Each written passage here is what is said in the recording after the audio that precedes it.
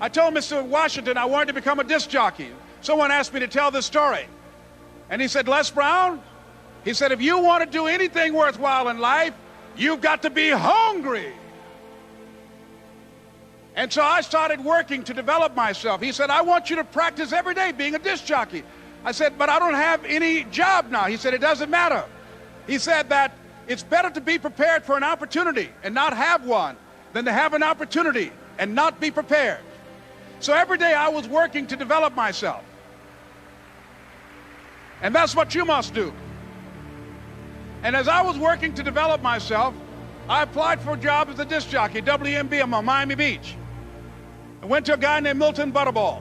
I said, how you doing, Mr. Butterball? I'd like to get a job as a disc jockey. He looked at me, he said, you have any broadcast background? I said, no, sir, I don't. You have any journalism background? I said, no, sir, I don't. He said, we don't have any jobs available. I said, yes, sir. I went back to Mr. Washington and I told him. He said, don't take it personally. He said, most people are so negative, they will have to say no 7 times before they say yes. He said, go back again. So I went back again. I said, how you doing, Mr. Butterball? My name is Les Brown. He said, I know what your name is. What do you want? I said, I'd like to know whether or not you have any jobs as a disc jockey, sir. He said, didn't I just tell you yesterday we didn't have any jobs? I said, yes, sir, but I know whether or not somebody got laid off or somebody was fired, sir. He said, no one was laid off or fired. Now get on out of here. I came back the next day. Hello, Mr. Butterball, how are you? He said, fine, what do you want now?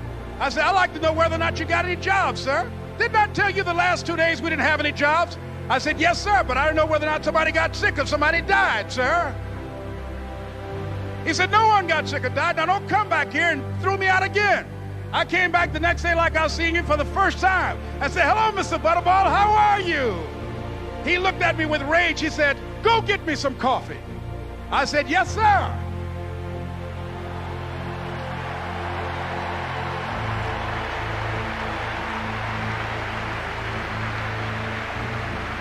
And I went to get him some coffee. After a while, I would get their lunch and dinner, and I would go in the control rooms and take the disc jockeys their food, and I would not leave until they would ask me to leave.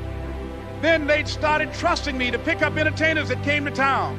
Entertainers like the Four Tops and the Temptations and Diana Ross and the Supremes. I would drive them all over Miami Beach in the disc jockeys' big long Cadillacs. I didn't have any driver's license, but I was driving like I had some.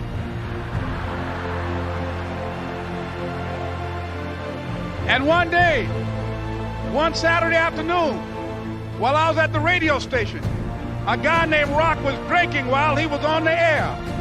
I was the only one there, looking at him through the control room windows, walking back and forth, young, ready, and hungry.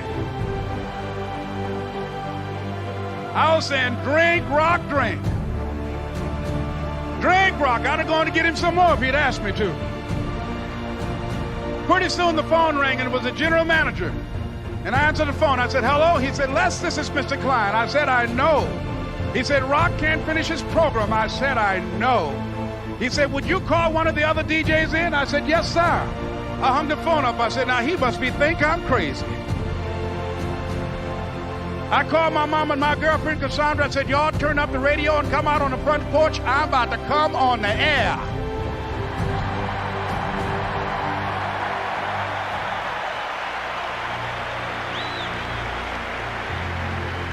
I waited for about 20 minutes, and I called him back. I said, Mr. Klein, I can't find nobody.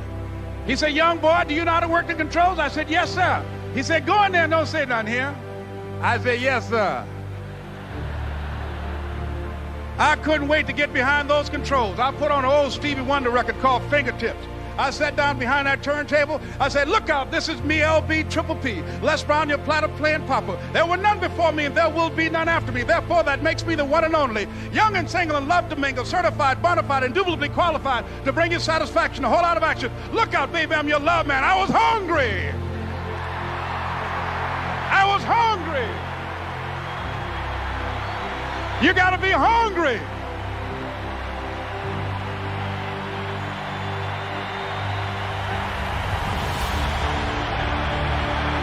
You got to be hungry.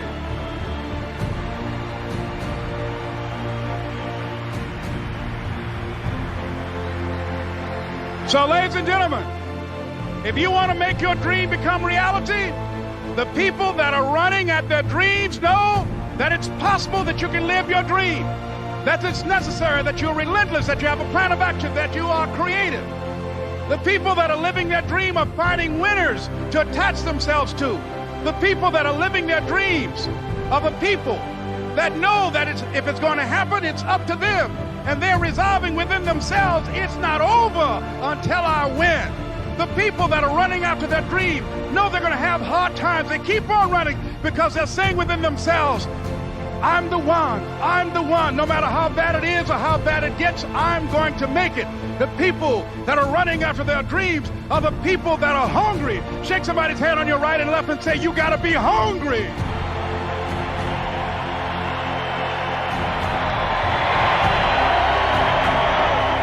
And as you run toward your dream, I want to dedicate this to you that I love very much. I want to thank Dexter and all of you. It's something that I'm known by. It's on our tapes called Choosing Your Future, and it says simply this, that if you want a thing bad enough to go out and fight for it, to work day and night for it, to give up your time, your peace, and your sleep for it, if all that you dream and scheme is about it, and life seems useless and worthless without it, and if you gladly sweat for it and fret for it and plan for it and lose all your terror of the opposition for it, and if you simply go after that thing that you want with all of your capacity, strength and sagacity, faith, hope and confidence, and stern pertinacity, if neither cold poverty, famish or gulf, sickness or pain or body and brain can keep you away from the thing that you want, if dogged and grim you besiege and beset it, with the help of God you'll get it. This is Mrs. Mamie Brown's baby boy, Leslie Calvin Brown, saying it's been a plumb pleasing pleasure as well as a privilege. Thank you.